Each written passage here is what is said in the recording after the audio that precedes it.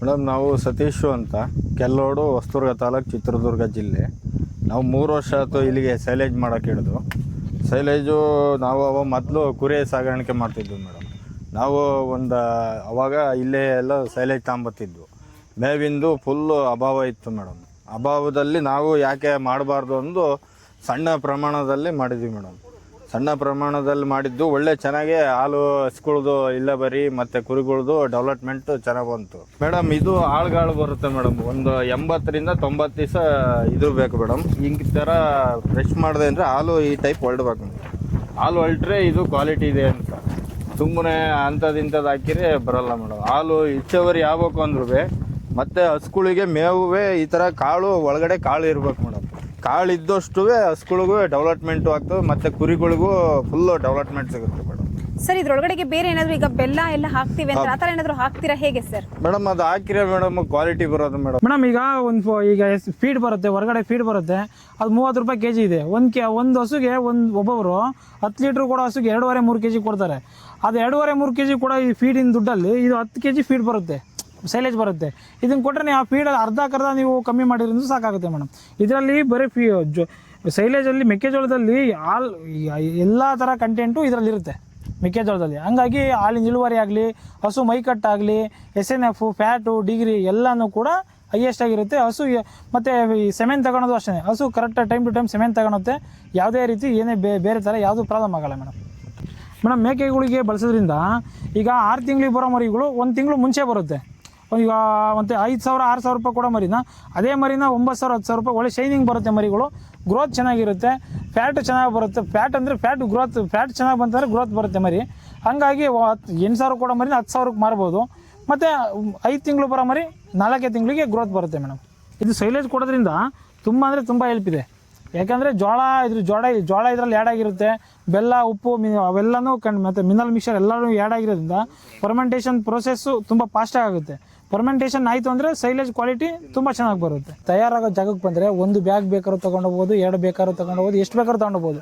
ಅದೇ ಈಗ 100 ಕಿಲೋಮೀಟ್ರ್ ನಾವು ದೂರದಲ್ಲಿದ್ದೀವಿ, ಕಳಿಸ್ಕೊಡ್ರಿ ಅಂದರೆ ಮಿನಿಮಮ್ 3 ಟನ್ ತೊಗೊಂಡ್ರೆ ನಾವು ಟ್ರಾನ್ಸ್ಪೋರ್ಟ್ ಚಾರ್ಜ್ ಎಕ್ಸ್ಟ್ರಾ ಮಾಡ್ತೀವಿ. ಅವರಿಗೆ ಓಕೆ ಅಂತಂದರೆ ನಾವು ಎಲ್ಲಿ ಬೇಕಾದ್ರೂ ಆಲ್ ಕರ್ನಾಟಕ ಕಳಿಸಿದ್ದೀವಿ ಮೇಡಮ್. ಔಟ್ ಆಫ್ ಸ್ಟೇಟನ್ನು ಕಳಿಸಿದ್ದೀವಿ. ಎಲ್ಲ ಕಡೆಯೂ ನಮ್ಮ ಡಿಲಿವರಿ ಇದೆ. ಮತ್ತು 3 ವರ್ಷದ ಕಸ್ಟಮರ್ ಏನಿದ್ರು ಅದೇ ಕಸ್ಟಮರ್ ಇವತ್ತೂ ನಮ್ಮ ಹತ್ರ ಇದ್ದಾರೆ.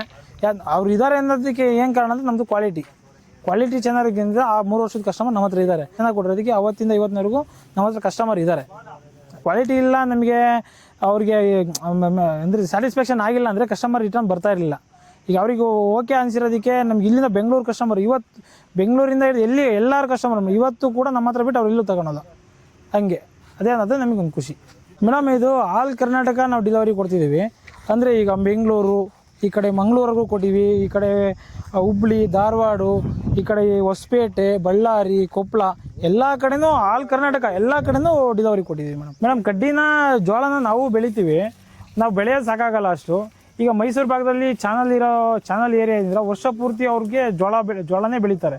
ಹಾಗಾಗಿ ಅಲ್ಲಿಂದ ನಮಗೆ ಮೈಸೂರು, ಚಂದ್ರಪಟ್ಟಣ, ಹಾಸನ, ಗಣಸಿ, ಈ HD ಕೋಟೆ ಆ ಭಾಗ, ಮತ್ತು ಈ ಕಡೆ ಬಂದರೆ ಶಿವಮೊಗ್ಗ ಮತ್ತು ಹೊಳೆಹೊನ್ನೂರು ಈ ಕಡೆಯಿಂದ ಎಲ್ಲ ನಮಗೆ ಬರ್ತಾ ಇರುತ್ತೆ.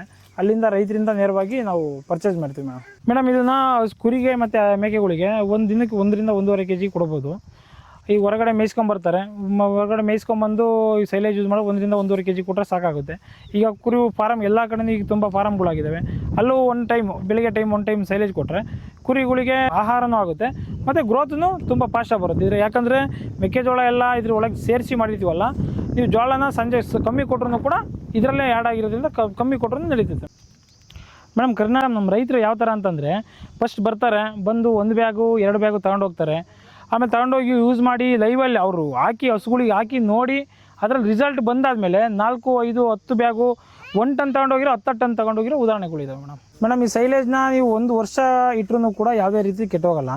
ಇದನ್ನು ಈಗ ಹಸುಗಳಿಗಾದರೆ ಒಂದು 10 ಕೆಜಿ ಕೊಟ್ಬಿಟ್ಟು ನಿಮ್ಗೆ ಎಷ್ಟು ಬೇಕಷ್ಟು ತೊಗೊಂಡು ಯೂಸ್ ಮಾಡಿ ಮತ್ತೆ ಬ್ಯಾಗ್ನ ಕಟ್ಟಿದರೆ ಅಲ್ಲಿ ಮುಗೀತು. ಇನ್ನೂ ಒಂದು ತಿಂಗಳು ಬಿಟ್ಟು ಓಪನ್ ಮಾಡಿದ್ರು ಕೂಡ ಕೆಟ್ಟೋಗಲ್ಲ.